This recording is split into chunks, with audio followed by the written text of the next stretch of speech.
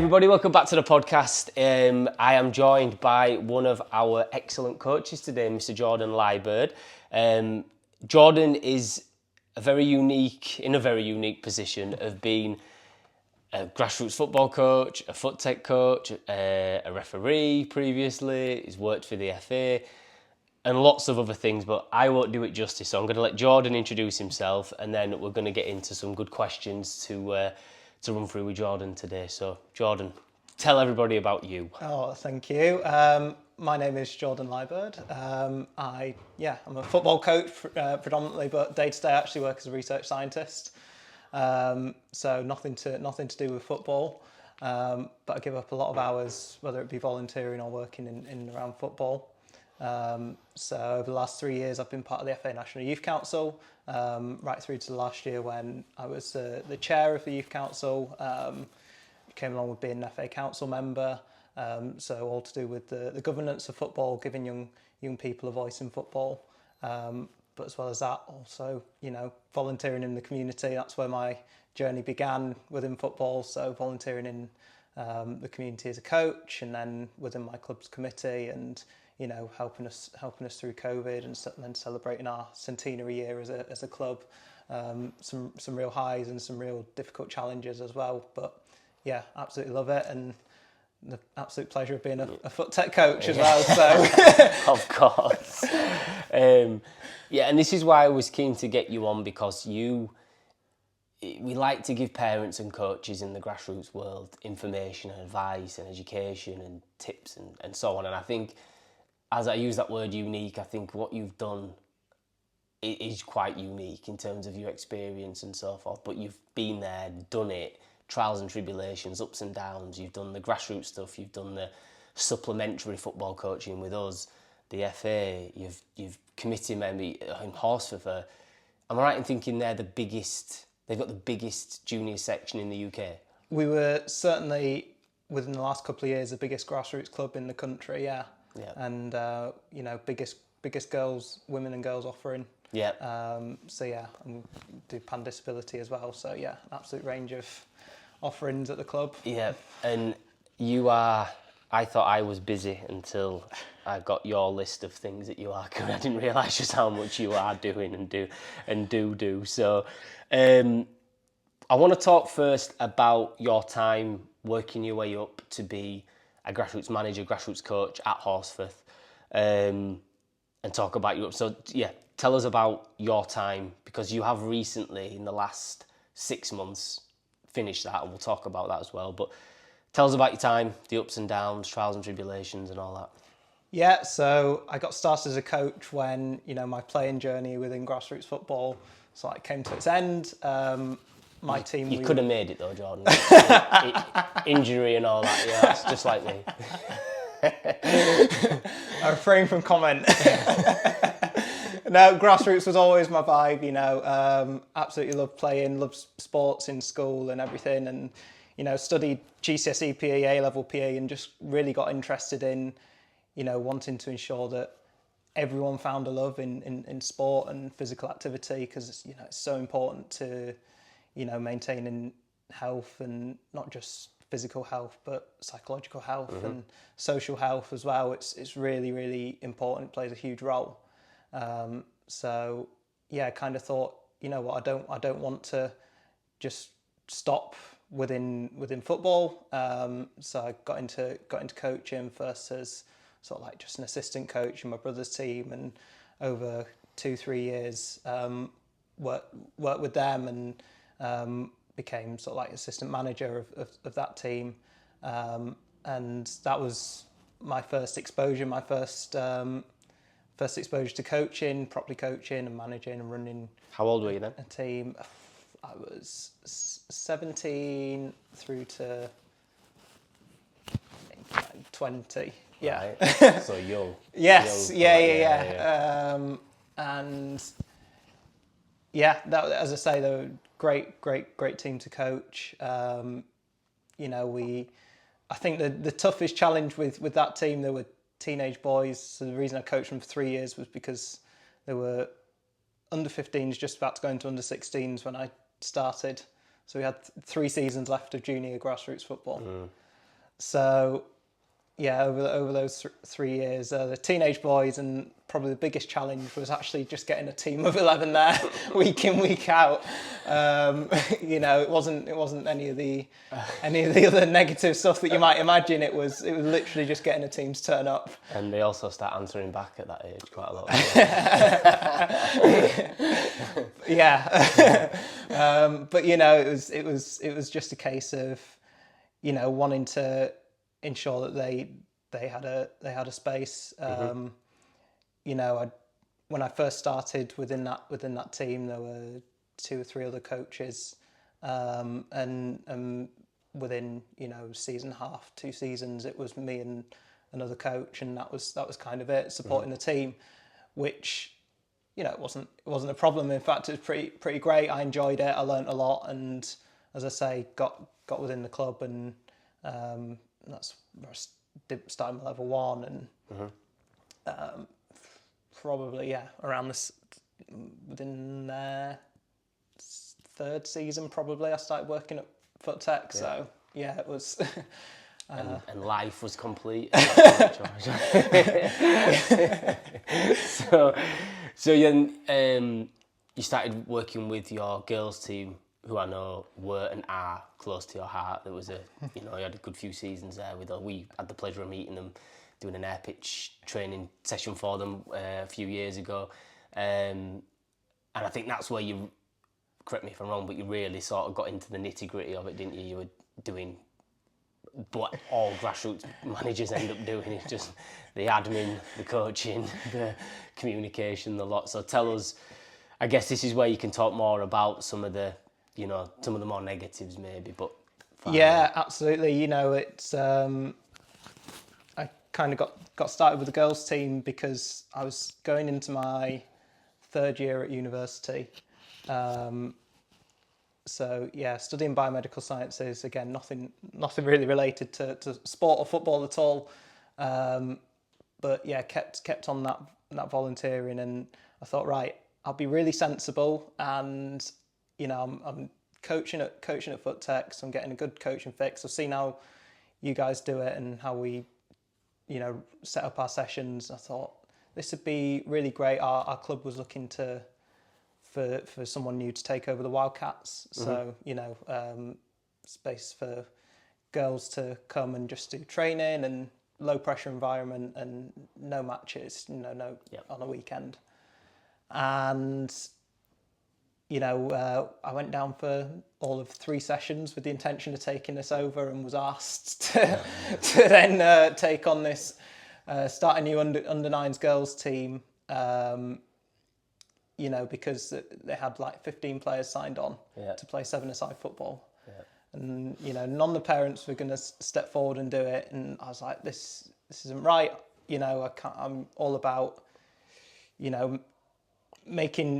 making people fall in love with sport, with physical activity, so that they'll do it for their lifetime. They get all the benefits of it. So I've got to create this space for them. Got to give them that opportunity. So I started this under 9s girls team, and you're right, it was just me, myself, and I. Yep. Some footballs, some cones, and whatever spaces the club had available for us to sort of like train on and play matches at. And I was thrown into that right at the deep end. I'd had a little bit of exposure through the boys team the previous 3 years, and I'd started building up more and more of that knowledge and that insight. But that really was thrown into the deep end, and suddenly you are immersed in, right, you've got to know what all the league rules are. You've got to know, whether it's the kick-off windows, and then you get, when you get complaints from parents and whatnot that the kick-off we're kicking off too early or we're kicking off too late. It's like, well, it's the kick-off window, this is what you sign up to. Yeah. For me, and didn't have it so much the problem with our team, actually. It's more with opposition teams, certainly in the last couple of years. But for me, when I played football, it was like, right, Sunday's the day we play football. Whatever time of day the football is, whatever time the kick-off is, I'm there, I'm playing. and it just did. There were a lot of people that didn't seem to have that mindset actually, and that's probably the first, sort of like not coming together, but that was the first sort of like friction point, I guess. Yeah. In terms of between either, myself and parents, or sort of like ourselves as a club and other clubs, other teams that were coming to play against us. It's like, well, we're doing nothing wrong. We're within the kick-off window, and as I say, for me, that commitment when I was playing was Sundays a day we play football, so I'm free all day. Yep. Or in this case, it was Sunday initially, and then Saturday with the girls. After a couple of years, and my expectation was that's just the day you play football, and I get that other people, you have a life, and sometimes that other things are going to come into it. But Jordan. Football, you've signed up to this, though, right? You've committed to it, so we need to be able to raise a team. And you are in your third year of uni, doing a degree that I imagine isn't a case of you can just do nothing for a year and turn up and do an exam and wing it. And, giving up your time like a lot of grassroots managers do. And yeah, it's like if people are aware of these sorts of things, then there can't be any complaint really, can there? Because that's what you've signed up to, and you're not going to do it yourself. So yeah. So that was the first sort of, like say chink or coming together or something. Yeah, friction point. But I mean, it was a small point, and for the most part, it was a really, really great experience. It was a lot of work, a huge amount of hours each week, because it's a lot more than what people necessarily see on the outside. It's not just turning up to training, winging it for an hour, and then turning up to a match on Sunday and doing a bit of a warm up and then letting them play. And keep talking to them on the sidelines. It's so much more than what people probably realise from the outside. It's right. Okay, my week begins. If I were to walk you through a week in that role, it was my week begins on Monday. By 9 p.m. on Monday, I should have, if I'm playing away, I should have a text message from the opposition manager saying this is the time we're playing at. This is the day we're playing on, this is the place we're playing at, this is what kit we're in, this is the kickoff time, etc. If I can only wait, or I've got to send that by 9 p.m. I've got to wait. I can't get that information any earlier, and I can't chase for it until after 9 p.m. At which point you might already have parents on your back saying, "Well, when are we playing at the end of the week?" If we're playing at home, we've got to have already had a pitch sorted, weeks and weeks and weeks in advance, which usually, our club are really great at actually, sorting out space and pitches and making that available, and making this, the time, the run-ins of the day is available as well. So okay, right, that's the end of Monday, and then by Tuesday or Wednesday, you should have a referee sorted, and if that's not going to be a parent or someone close to the club, that you can organise yourself, you need to again communicate that with the league, get that information back, and get that all kind of set up, and let them know where everything is, etc., etc. For me, Thursday was our training night, so between Monday and Thursday, between Sunday and Thursday, I was making sure that I've put some time aside to plan the session. You've got to make sure you're first one's training, because, certainly for me, standard, it is the standard. It's right. You cannot be turning up after kids. No. And not that this happened in my team, certainly not when they were that young. But there will be teams out there where it's kind of a drop off and go for parents. So from a safeguarding, it's not always a bad thing. From a safeguarding perspective, you as a coach understand that, okay, if they're dropping them from going, someone's got to be responsible for them, right? So you do feel that burden of responsibility to ensure that you are that person, who they put their trust in to make sure you're there. Again, you don't get paid for this. You don't, you're just giving up more of your own time. Yeah.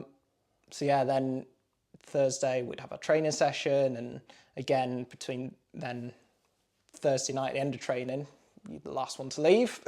First one there, last one to leave. But again, that's what you kind of sign up for. And yeah, by the end of, between end of training and whatever your match day is, Saturday or Sunday, it's reviewing your training session. You know, if you think of the plan, do, review model, it's a really good one to follow. And make sure that you do set aside that time to review what's gone well, you know, where there can be improvements, etc. And then, you know, you're kind of planning for your match day, and you praying to God, especially with the weather that we that we have. You know, anything can happen between Thursday and Saturday morning or Sunday morning when you're supposed to be kicking off. So you're just praying that the weather holds out. As long as the weather does hold out, then you know you then, you know, packing your car up and you're off on, you know, your Saturday morning or your Sunday morning, and you go into wherever it is, whether it's at home and nice and close and easy with you, or whether it's, you know, especially with the girls' football, it's grown a lot in the last few years. But you know, when I started in 2019 with that team, you know, we were kind of traversing all over. I was going to say West Yorkshire, but it was a lot further than that, because there were teams that signed up from North Yorkshire, from South Yorkshire in some cases. So you kind of go in here, there and everywhere. You could be an hour and a half away. And you're not paid. You're not paid, for your and petrol. you know, and for some of those games as well, you know, when they're younger, it's the match time is sometimes just as long as the travel time one way or something like that. Yeah. But then you've also got, you've said about planning your session, you've also got to plan your starting team, and then you're looking at playing time, make sure everyone's getting that, because I know how you do things. Make sure everyone's getting equal playing time. It may be that you're a coach that is mixing positions, so it's like, okay, well, who's played where, when, and so that in itself becomes another task. And we're not sat here, you know, with a violin out. Because like you say, you signed up to that, but I guess sometimes people need to understand what does go into doing this, and maybe then people might just if they do get triggered by something, it might just be that they take a breath and actually, you know, this guy or girl is giving up plenty of their time, they're doing the best, whatever, and just chill out a little bit before all hell breaks loose over some tiny thing that doesn't really matter. So that was sort of one of the major points I wanted to discuss, didn't we? That there's a lot that goes into this. It's not just a training session and a match. Absolutely. It's everything else.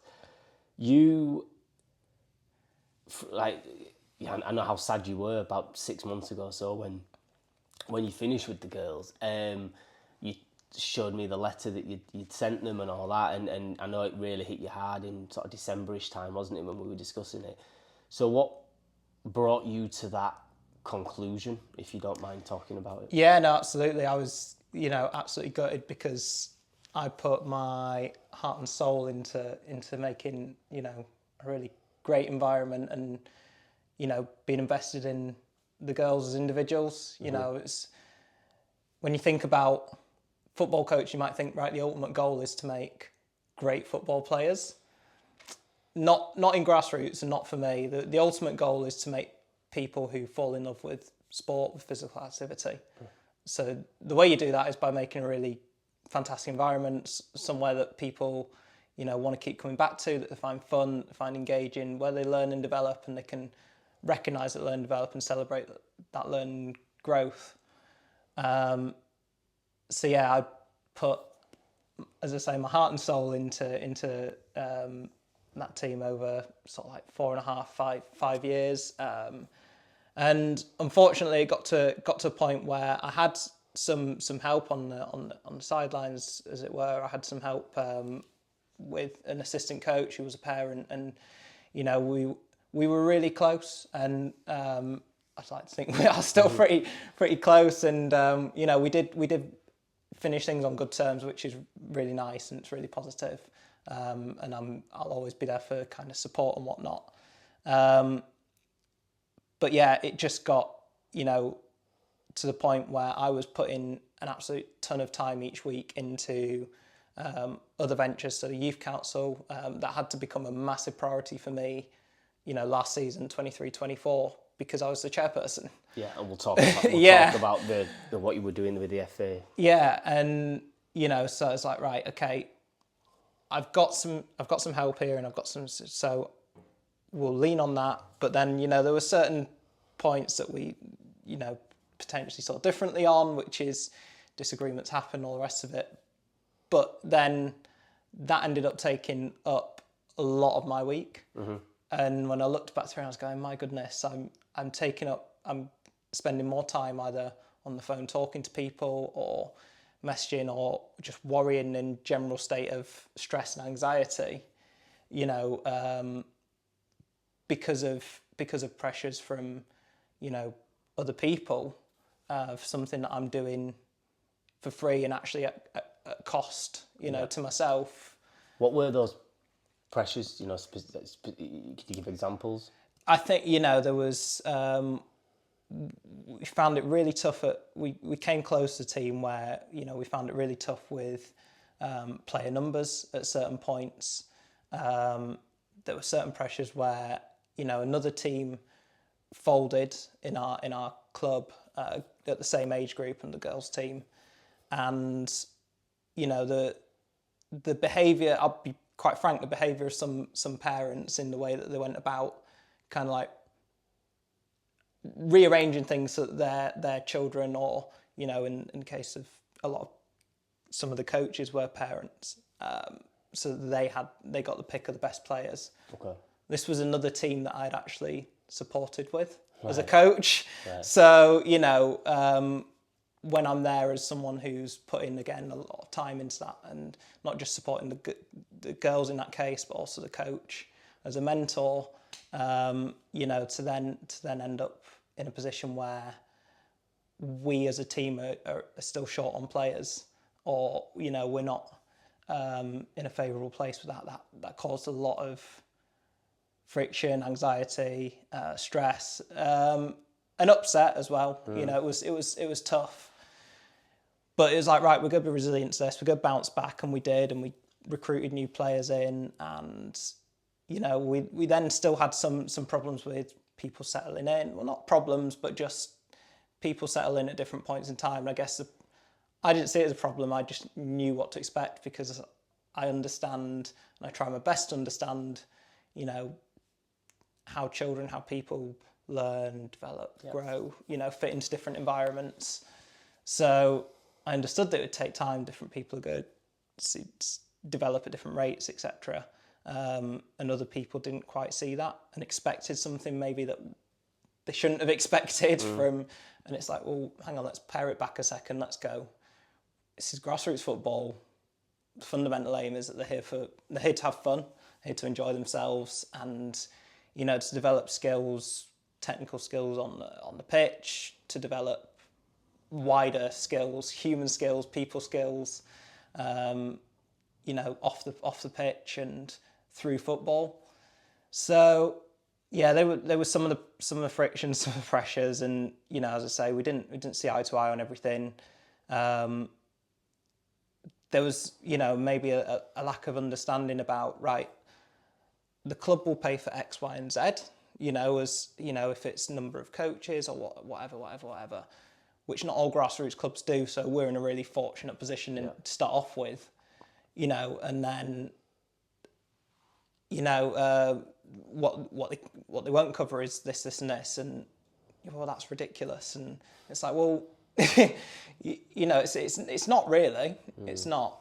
But yeah, I think the biggest thing was, in the end, more time was wanted out of me than I was able and then prepared to actually, provide, having already sunk and continuing to sink a lot of time into it. Yeah. And yeah, I think by the end, ultimately I just felt, in a place where I wasn't valued, where I wasn't being heard, and definitely needed a step back. Mm-hmm. It was in the best interests of, myself, the best interests of my other ventures with youth council, ensuring that my standards didn't drop as a foot tech coach, ensuring that the level of my work stayed high within my professional life. But it's also in the best interests ultimately, really, of the team, because if I can't put the best into it, if I can't give the best of myself, then and you're not going to get the best of me, then it's you're kind of suffering for that, and they need an environment, and every team does that, they can get the best. Yeah. And they do get the full attention that they need, and that's absolutely fine. It's making sure that those environments don't turn toxic, which, like you say, you started to butt heads maybe with people, and then the parent issues, and at least you were self-aware enough to realise, look, this isn't good enough for the girls, let alone myself. I think the point here is that it's not, going back to earlier, it's not just picking a team on a Sunday or Saturday and doing a training session.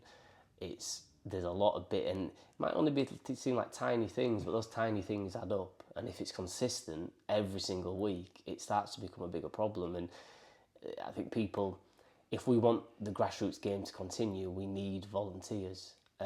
It's as simple as that. And those volunteers need to be supported. We'll talk shortly about how you do get people that go into it that then turn into something else.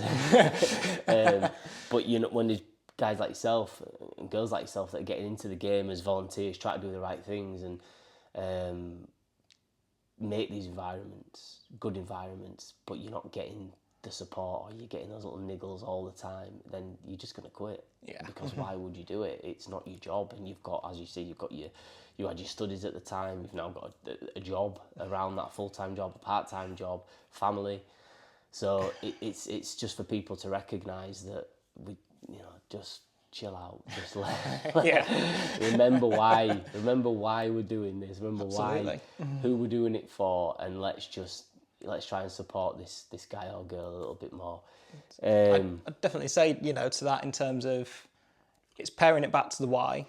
It's actually looking as a coach, why have you actually stepped into this? Why have you stepped forward? Because a lot of coaches are parents, and they might give the first reason as, so my child has a place to play football. Yeah. That's safe, that's fun, that's enjoyable. But there's got to be an extra motivator on top of that, and there will be. But you've actually got to search for it. You've got to look for it, and you've got to know what it is. In the case of myself, a lot of other young volunteers, where you might not be tied down with, having a child in that team. I knew from the offset, without necessarily being able to say it, I'm here because it was, or the reasons might have been expressed differently. It was, okay, I'm here because I like to, develop my coaching skills and actually develop some skills through coaching that I know can be really good, to help me out professionally, and et cetera, et cetera. But actually my ultimate goal, as I said, is to create those environments where, people fall in love with sport for life. If more coaches, volunteers, parents turn around and looked for, right, what is actually the bigger picture? Why am I here? Is it, because as I say, it's got to be more than just, I've got a child in the team. Yeah. For something's made you step forward and say, yeah, I'm going to give this a go, whether it's to develop yourself, whether it's to, be more connected to your community, whether it's to, have social benefits or whatever. But I'd really say, find that reason, and then actually look at the bigger goals that actually align to that. And then when you're in these moments, you take a step back and you go, right, what are we here for? Why are we here? That's a good point. Yeah. It's a good point, and I think even on the parent side as well, is why do you want to get your kid into this team? Yeah. Mm-hmm. And there might be those people that believe their child is the next Messi, that's fine. But I think it comes down to the fact you want them to be active and healthy, and you want them in some sort of physical activity well into adulthood, like we talk a lot about. And we say that success for me as a sport parent is seeing your child play that sport well into their 20s and 30s. Yeah. Like a lot of my teammates did when we played amateur football. They had all the mums and dads on the sideline. We were mid-20s, and what a nice feeling. And I think, if you take it back to that, and you might just then take a step back when these little niggles do occur, that probably don't need a big, long WhatsApp message to the coach to complain about X, Y, and Z. And really, remember the type of environment you're trying to create, because the better environment is going to keep your child in football for longer term. That's a good point. We were going back and forth on message, and you said, I also want to talk about some of the issues that grassroots coaches face and how we can support them as parents. And you came back with an interesting comment. You said that a potential cause of negative behaviour and poor environments in grassroots football is due to uninformed opinion over researched or known fact and or the Dunning-Kruger effect. Yeah. What do you mean by that, John? So, I think everyone, football is the biggest sport in the world. It's the biggest sport in this country by a mile. And therefore, that lays on an environment naturally where people watch it, and what they see is not what they expect, especially in grassroots. So they think that they should get to, football should be played a certain way, whether that's all on the ground and passing and 1-2s and this, that, and the other, whether it's, pressing high, or that's kind of the stuff that doesn't really matter, at all. But they see the results, and they think there's a shortcut, a quick way to get there. Okay. And they think that's what they want to achieve, whereas actually the way to achieve the result is, to do your research. First of all, create those positive, engaging environments where people want to be a part of something that's bigger, and then to set your sights on, right, okay, I'm going to plan out what are the tangible, manageable steps to get to that point. A lot of what people see, I think, in terms of football is the professional game. Mm-hmm. They watch it on TV, you watch it in the stands, you then watch Match of the Day and you see all of this opinion, and it's football, it is all opinion, really. There's very little fact in terms of, when it comes to there's a right way to play, a wrong way to play, etc. That's opinion, not fact. So, what people see on TV might be Pep Guardiola going absolutely mental, using all these hand gestures and shouting a lot at his players, and think, here's the best coach in the world. I'm going to do that with my team on Saturday, on Sunday, and they're going to turn into the best team in the world. That ain't how it works. It's instead of, coming into football with to achieve that, to get to that point, people should kind of actually take a moment, sit down, read into things, find out, right, how can I be the best coach for the players that I've got in front of me? Because I'm not coaching Manchester City's first team. I'm coaching this squad of, under 10s, under 11s, under whatever. So all I should be focused on is what's best for them, how to develop them.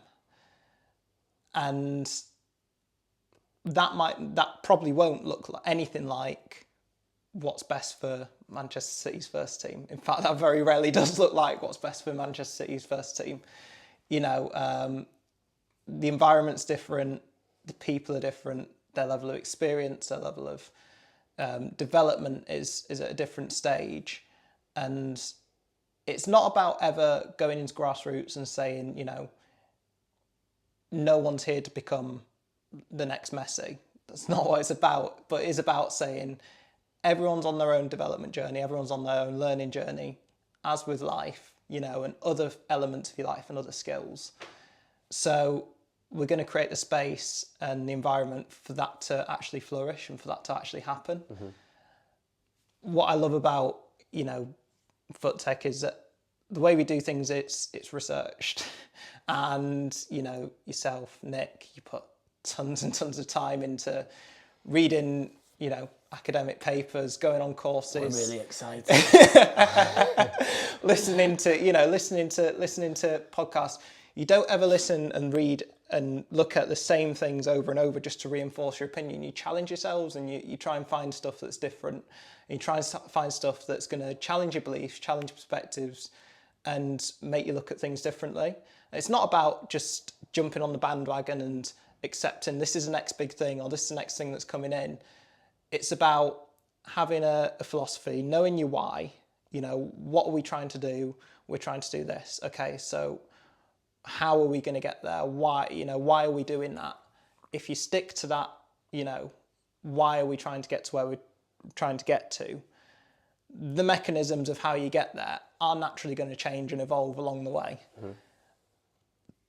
So it's never about just jumping on a bandwagon or, being wholly taken by the next big thing, as it were, in terms of the research or in terms of, again, someone's opinion, whether it's through a podcast or through, a show or whatever. So yeah, I think the biggest thing that people lack in grassroots football is probably perspective. And we probably all need to realign ourselves to actually figure out, what is it that we're trying to achieve? How are we going to get there? And then actually look at, okay, the reason that coach of my under 9 boy on a Sunday is asking them questions instead of telling them answers is because they've realised as a coach their job is not to tell someone what to do, it's to ask, because that's how you learn. The reason why we do a lot of small-sided stuff is because you get more touches on the ball. If you get more touches on the ball, you're going to develop quicker, you're going to be able to develop faster problem solving, faster decision making skills, and those are the things that it comes back to for us. We've got our reasons, that's why we know what we do. That's not to say that we should never ever ever do big stuff. That's not to say, because we do sometimes, right? Yeah. And it's just about as much about variety as it is about having a plan and sticking to it. And when you're in the middle of something, when you're in the throes of that plan, and you're working hard to achieve your goal, the bigger ultimate aim, etc., you might just get really bogged down with, right, it's another week and we're doing this and we're doing this and we're doing this. And if you do see, whether it's boredom or whatever, less development or whatever, actually just take it back a step and go, first of all, we're here for fun. So how can we make this environment more fun? And then do it, because having fun, creating that environment, making that space never hurt anyone's development. It probably accelerated it. So that's what we've got to do. It's like Nick once said it to me. It's like developing is fun and fun is developing. It's about trying to create it goes without saying it needs to be a nice environment, a good environment for different kids, and that is different for different kids. You've got some kids that react really well to that pressure, academy style, trial style sessions. They react well to those, which is fine. And you equally got kids that are petrified by that and would never play football if that was what it was like, and it was all eyes on me. I've got to perform. They don't like that, and we got plenty of both at FootTech. But it's trying to do the right things when you know it's research backed, you know that it's the best thing for development, but then it is making it as fun as possible. It's not just saying we're going to do these drills because they're the best for development, but actually they're terribly boring. You've then got to play to your audience. because that's what's going to make them come back. So you might have to just go off the thing a little bit. Or equally, work out a way to make the most representative football training session that's as fun as possible. Yeah. And that's the trick that I think we're getting there with it, definitely. But that's the question that we keep asking ourselves, isn't it? Is what it goes back to. But I think when I talk to grassroots managers, we get so many mums and dads that come down that are involved in grassroots, and they bring their child to us for an extra training session. And a thing that comes up a lot is like they will have parents bring their kids to the team training session for an hour a week, and then start moaning at those managers because their child isn't getting better. And the managers will be saying to me, "We're not coaches."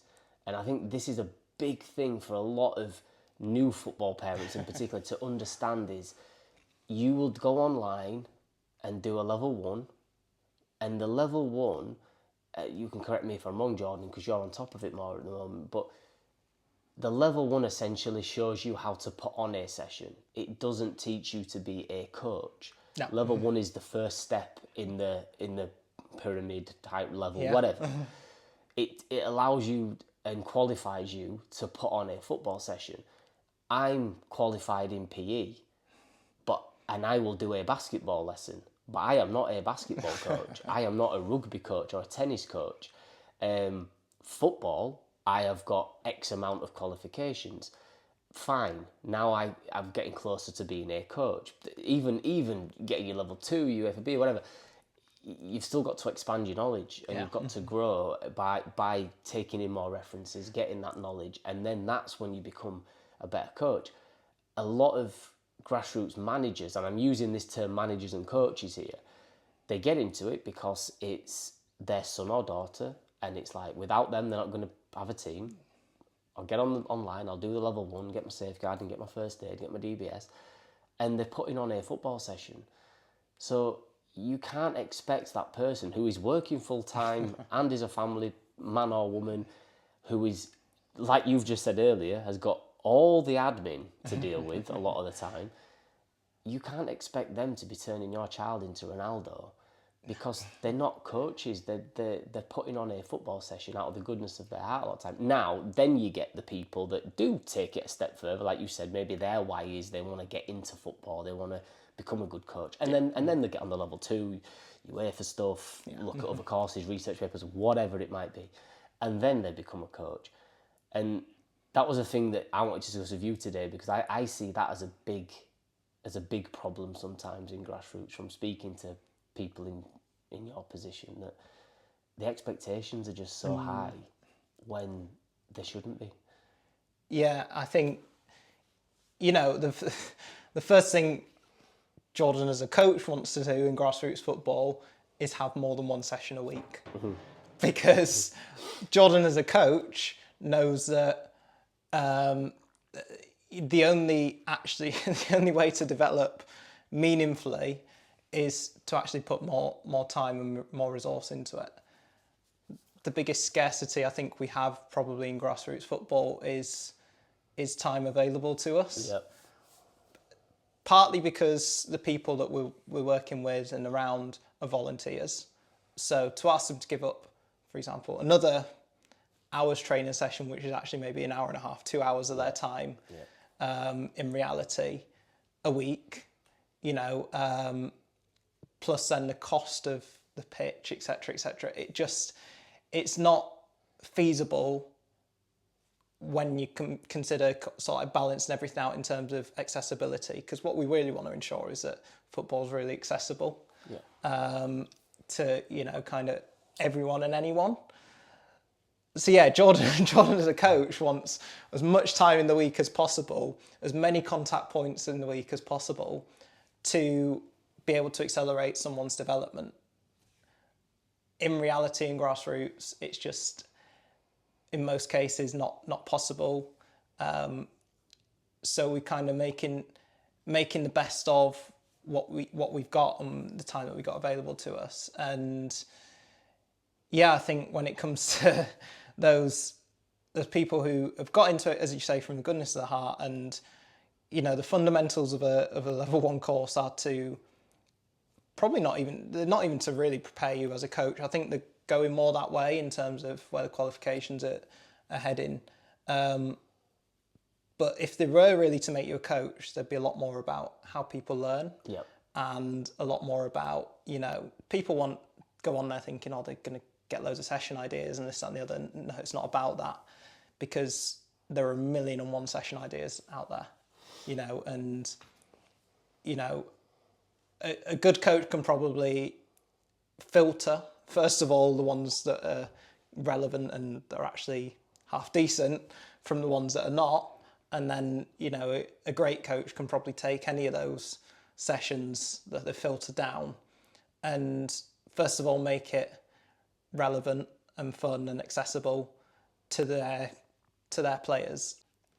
And second of all, great coaches can make these sessions, really developmental, individualized, so that their players get the most out of it, and so that they learn and develop and grow within their football environments. Yep, I agree, and that's it's one of the things that, as I say, there's a lot of coaches or managers talk to us about. There is a difference between being a coach and being a manager, and then I think you get the others where they do want to be a coach, but perhaps ego comes into it a little bit too. Yeah, and you'll have experienced it more than me, because you'll have faced off against more managers than me in the past in the grassroots stuff. But it becomes something different. And we had the experience recently. We took some kids to Thorpe Arch to play in a tournament with Leeds United, and the Leeds coaches were brilliant. We know a lot of the coaches up there, and the way they do it with the kids is fantastic, even though they walking around in a pro team tracksuit. Like, the way that they are with the kids, fantastic. One coach in particular, I really like his approach to it, and obviously Luke Lyons, that was with us before, his approach, ex-Fuck Tech coach, fantastic guy. One of the teams that we played against was a coach who I imagine has gone through the courses. He will have gone through the courses, but the knowledge around how kids learn and develop just clearly wasn't there. And it doesn't matter how much you know about football, if you don't understand how a child learns, it's not going to transfer. The transfer is going to be limited. And the example was, he must have instructed every player from minute 1 till the last minute of that game. Every time somebody touched the ball, they were told what to do, when to do it. Even when they were off the ball, it was stay there, do that, don't go forward. He had them so well organised, which to a parent on the sidelines, like clapping away, oh, they're so well drilled and blah, blah, blah. But not one stood out. And there was a time when their goalkeeper got the ball, and this guy's screaming at him. These are under 8s, by the way. This guy's screaming at him. Go long, go long, go long. Let's say we'll call Josh. Josh, go long, go long. Josh goes long. Great decision, Josh. At that point, I had to leave Nick to it, and I had to walk and go talk to a few of our parents, because I can't stand next to this guy. And this is what we're talking about, is there's the managers that admit they don't have the knowledge. Excuse me. They're there for the right reasons, trying to create these environments, but then too much pressure's put on them to make kids better at football, and that's not what they're there to do. And then there's the other ones that get into it and start thinking there's something they're not, and make it all about them. That can be as harmful, because although the training sessions might be pretty good, the content might be pretty good, the way that they're putting it across, speaking to the kids, coaching the kids, is not going to help them learn. I don't know what you think about that, but that's just some things I've noticed in the... I think that brings to mind three things for me. I think first of all, ego. You mentioned it. We've got to drop ego out of things, and part of creating a great environment is creating an environment where you show great leadership by saying, I don't know, or I need to ask for help. Yep. And by demonstrating that leadership, you're actually creating a really psychologically safe environment for the people around you, especially for your players, and you're role modeling really great behaviour to say it's okay to say I don't know something, I don't understand something, it's okay to ask questions, it's okay to seek help and guidance. So we've got to take ego out of it. You know, it's not about me, it's not about how much of a fool I'm going to look or I think I'm going to look. Actually, when you're willing to ask questions and seek support and help and guidance, you actually look more brave, you look more resilient, you look like you are on a learning journey too. And it's okay to admit that you're on a learning journey too. So yeah, one of the best things, one of the best bits of advice, things that I learned is through an opportunity through the youth council. We had a really great speaker, and she said, you know, in leadership, in life, be egoless. And that really stuck with me, and I just thought, yeah, because there are bigger things in the world to worry about, you know. As much as we might want to put football at the centre of things, you know, football is not the be all, it's not the end all. There are much bigger things in life. There's, you know, family, there's work, there's friends and relationships, and, you know, so many other things. If you're a young person, or there might be your studies and school, you know, there are so many other things that you've got to put before football. So just drop it. Be egoless. It's not about you. It's, you know, again, take it back to what are you there for? Why are you there? It's the people in front of you. It's, you know, that squad of players, and that's what you're there to do. I think, you know, second of all, that brings to, I think, let's not be results driven, especially in grassroots football. Yeah. Especially in grassroots football, you know, it's not about the result at all. You know, up until under 12s, I think it is, under 11s or under 12s, the results aren't even published. You know, leagues are not allowed to publish results. Clubs are not allowed to publish results. So if you're going there as a parent, as a player, as a coach of an under 6, 7, 8, 9, 10, etc. team, and going, right, we're going to win today, it's all about winning, you've got the wrong end of the stick. You're in the wrong game, because it's not. It's about development, it's about learning, it's about fun. You know, so it's not about the results. And even when those results do become published, very rarely should your focus switch to, you know, being results driven, because actually, if you're doing the right things, if you're helping people develop, understand that people develop at different rates and have different development journeys, then you will get to a point where you've created, first of all, a really strong team, you know, and there are a couple of things about teams. Obviously, there's no I in team, but one thing that team, you could say team stands for together, everyone achieves more. So if you create that space where people are a team, and that's not just on the pitch, that's away from the pitch as well.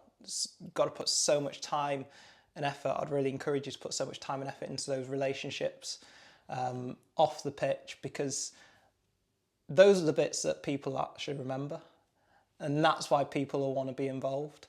It's not for, you know, it's great to score a banger or score a hat trick or do a goal line clearance, but at the end of the day, when you're 20, 30 years down the line as an adult, I doubt you'll be remembering that time you scored, you know, 3 past, you know, Under sevens goalkeeper.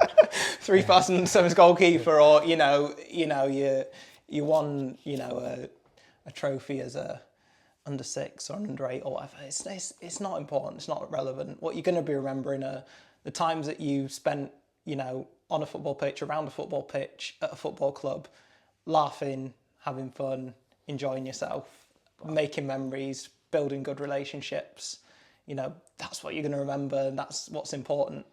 But I think some people get that wrong, in that yeah, but it is about winning. That they need to learn to win and lose. We're not saying that. No. Kids need to learn to win and lose. That's part of life, and life's going to get harder, and therefore they need to know that just because they turn up to something, they're not going to be given a win, an award, or whatever. What we're saying is kids make it serious themselves when they're playing. Some of them might not even know the score, but they'll probably know if they've won or lost. Yeah. They make it competitive. It doesn't need an adult that's 20 or 30 years their senior screaming at a 9-year-old that they've lost the game.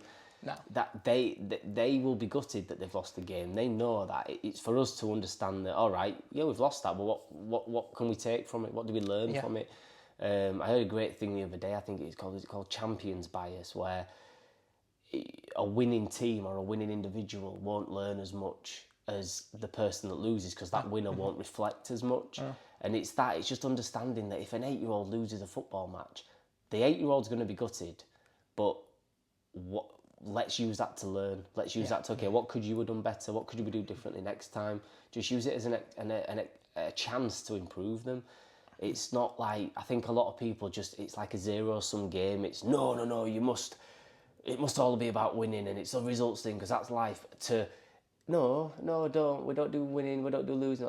It needs to be somewhere in the middle where it's like, listen, we need to expose them to that because that's going to build resilience. They need to understand that losing's not great, but also, actually, I'm going to learn quite a lot from this. Absolutely. It's tough, don't get me wrong, it's tough to implement and to do, but it's so frustrating. That's all in the way that you frame what you're doing, right? It's all in the way that you look at it. Are you going to be the one with a fixed mindset and go, losing's rubbish and I hate this and I can't get any better, we can't learn anything, we can't improve? Or are you going to go, right, okay, as you said, what are we going to learn from this? What can I do better next time?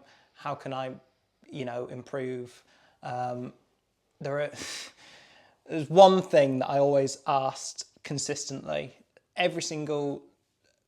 not even every single match, it was every single session, every single time I saw my girls team in particular, and that is just give me 100% effort. Because that's what you can control. Give me 100% effort, and just try to stay focused on what we're here to do. And I think there are two times two sort of like examples that I've think back to. I think to one time going back to that Leeds United example that you shared before. My girls team, we had a game. It was coming up for Christmas one year, and what age would they have been? It must have been 9-a-side, so it was maybe like under 11s, I think it was. There was myself and a parent helper. He wasn't a coach, but a parent helper for my team. And the other team for under 11s turned up with 4 coaches. Right. 2 stood on one sideline, opposite me. 1 stood on the same sideline as me, and 1 stood behind the goalkeeper. And as soon as they turned up with 4 coaches, I brought the girls in and I said, there's one thing about this, and I said, don't worry, look at that, they've got 4 coaches, they must be really scared of you lot. I said, one thing I can guarantee is that they will get told what to do, where to go, how to position themselves. They won't make any decisions themselves. I said, that's not how I do things. That's not how we do things. I will give you encouragement, I'll give you praise, I'll give you positivity, and I will, maybe ask you some questions and prompt you a bit. I don't really instruct like that. And they went onto the pitch, and I can't even remember the score because that's how irrelevant it was to me. And they came off at half time, and the first thing the girls said to me was, "Oh, Jordan, all they're doing is their coach are telling them what to do, exactly what to do, and where to stand and where to." I said, "Well, what did I say?" So it's like, that's not learning. That's not, them developing. But they will win games, and then it's that cognitive bias, Yeah. Dunning-Kruger effect, where it's like, oh yeah, the results justify the means. Exactly. Right. Exactly. And it's like they've then because they're winning, it's whatever they're doing, even if it isn't good, it's they start to believe it's I'm more skilled than I think I am as a coach, and you're not coaching, you're just instructing. You're a drill sergeant, and there's a huge difference. And it's then thinking, well, who's succeeded more? If you've got a group of girls where you win your fair share of games, whatever else, but those girls are playing football well into adulthood, or at least been physically active into adulthood, that other team have got a trophy cabinet full of trophies, whatever else, but every kid stops at 15 because they're just sick of being told what to do, when to do it. It's just really boring. Who's won? Who's won there? Absolutely. And as we touched on before, it's not to say that it's never about winning, or it's never. The other example I think back to is, okay, there was one time, and it is the one time that I ever said, and it genuinely was a competitive game. There were under 12s. We'd had this cup run, as as an under 12s team in, a cup run. Okay.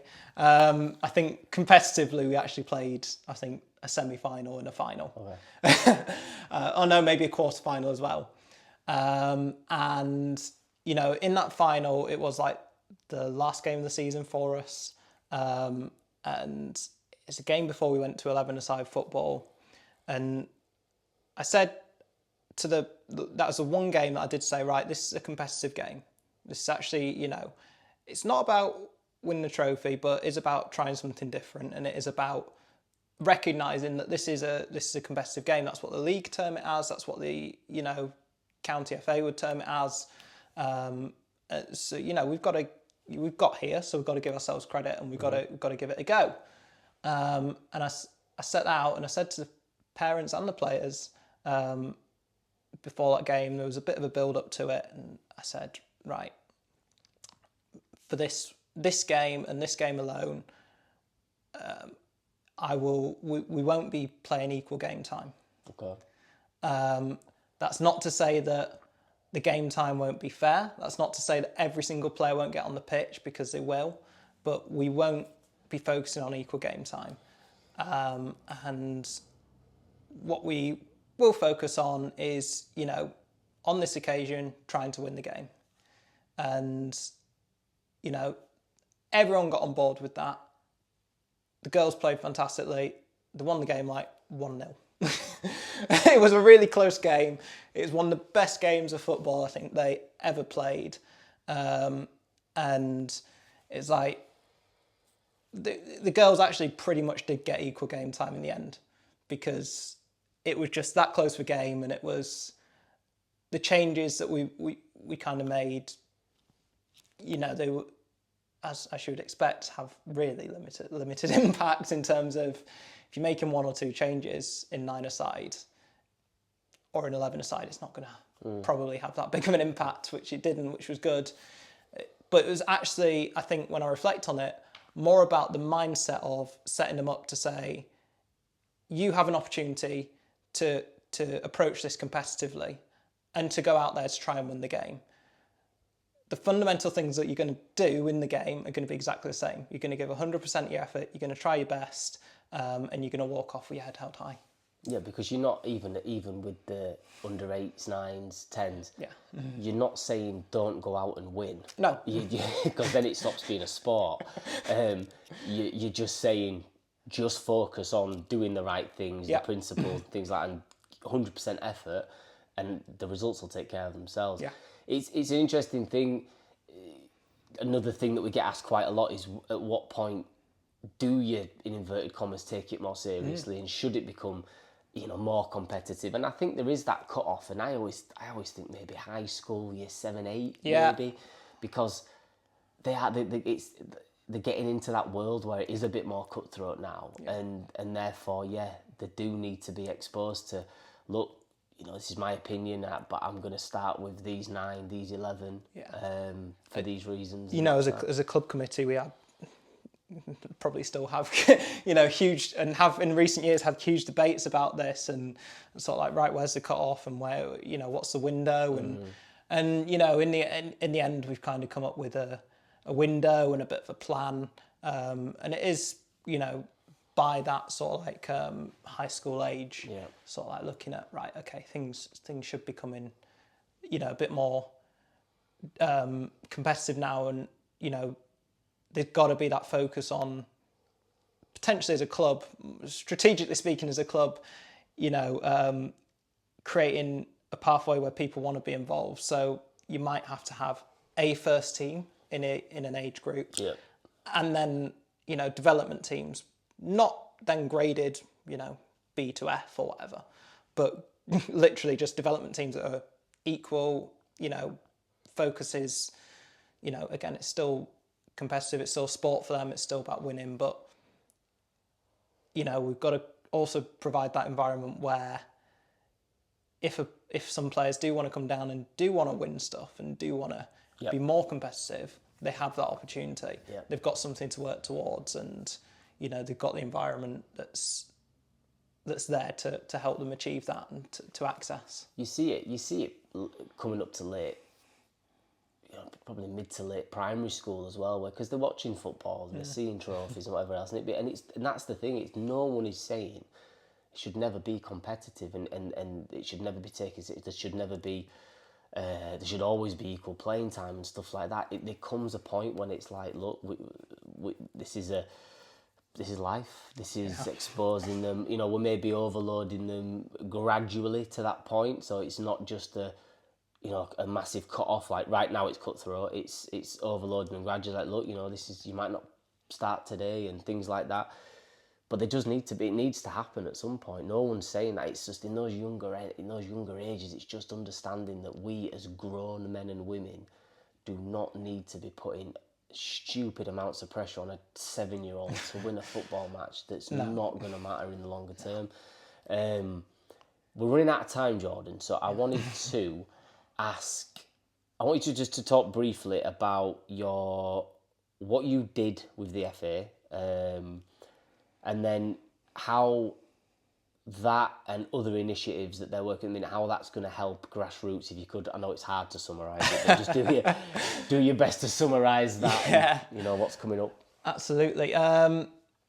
Okay, so I first came across sort of like the FA programmes and National Youth Council in 2020. I attended the FA Leadership Academy, which is a 12-month learning development programme co-designed and co-delivered by the Youth Council, National Youth Council, and adult partners. And this is aimed at developing yourself, others around you, and your community. And a big focus of that is developing your leadership skills and understanding yourself and gaining sort of like self-awareness and your motivation, understand your motivations to do things, and et cetera. So that was my first sort of like introduction to that side of things. I was really interested, and it's just an area that I really love learning about anyway, and trying to develop. So the year after, in the 2021-22 season, I joined the FA National Youth Council.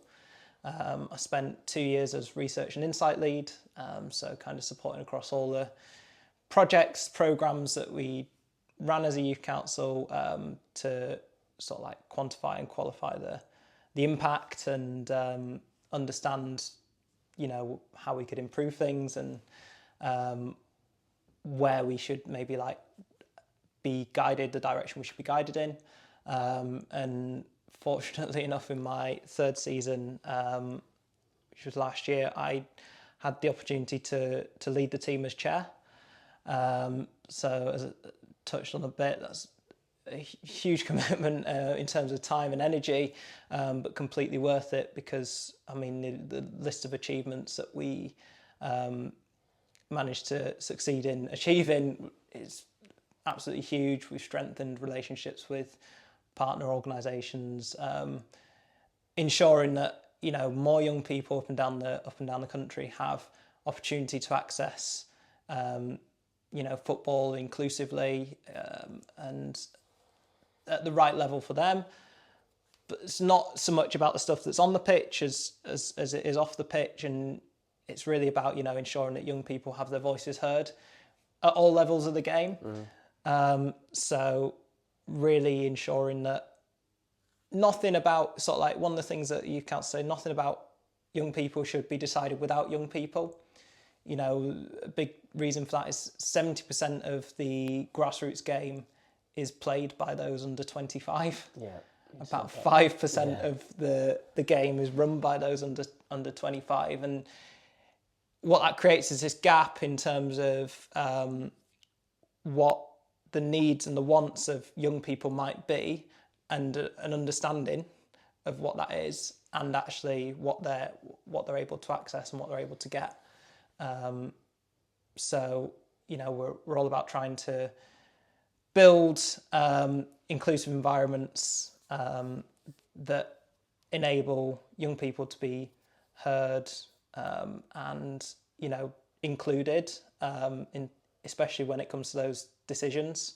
So it's got a big focus on sort of like governance of football across all levels, and what we've managed to achieve in partnership with the FA, county FAs, close organisations like Bucks and AOC, to give more young people access to those spaces, to give more young people access to those rooms, to that level of the game, has been really, really fantastic, and I'm sure it will continue to build in the future as it has done for the last 12 years. So just grown from strength to strength, and a big focus of that is actually how you develop as an individual, and the people that develop along the way. Just think it's a great thing. Like you said before, you told me that stat the other week when we were chatting. I just think it is so important that if this game is going to be played by younger people, that they're having a say in how it's going to be run and progressed and so forth. So it's going to be interesting to see what comes of it, and what the FA are putting in place and things for the future to support the grassroots game and coaches and so on. But I really appreciate you coming on, John, to talk about it. That's been really good to get someone's, like I said at the start, to get your take on things was something I wanted personally, because I think you've just got quite a unique experience of what you've done, and it's so thank you very much for coming on, Jordan, and thank you to everybody for listening.